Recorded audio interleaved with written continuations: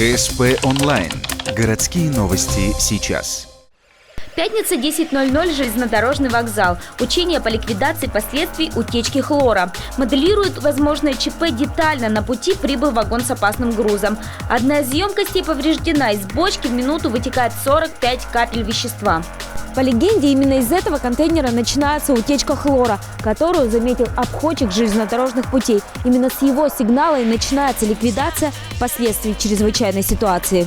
Для этого привлечены порядка 70 человек. Полицейские оцепили зараженный участок. Газовики унесли на носилках пострадавшего. Специальная бригада ОДЭС проверила место утечки и выявила протекающую емкость. Чуть поотдаль работают пожарные. Делают так называемую водяную завесу, чтобы хлор не распространялся. Рядом дежурит скорая помощь. Медики напоминают, как нужно вести себя в зоне заражения.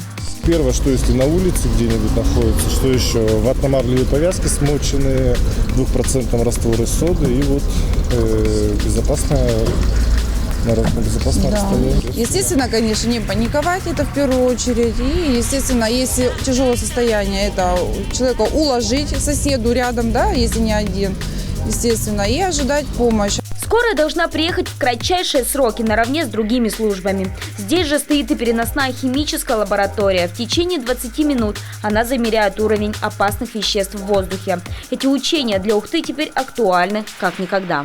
Учитывая, что у нас сегодня предприятие на территории муниципалитета СИТЭК работает именно с хлором, то есть такие последствия возможны быть, да, и поэтому именно тренировка была проведена в плане таком, для того, чтобы, если что-то будет происходить, чтобы каждая организация, каждая служба знала порядок своих действий.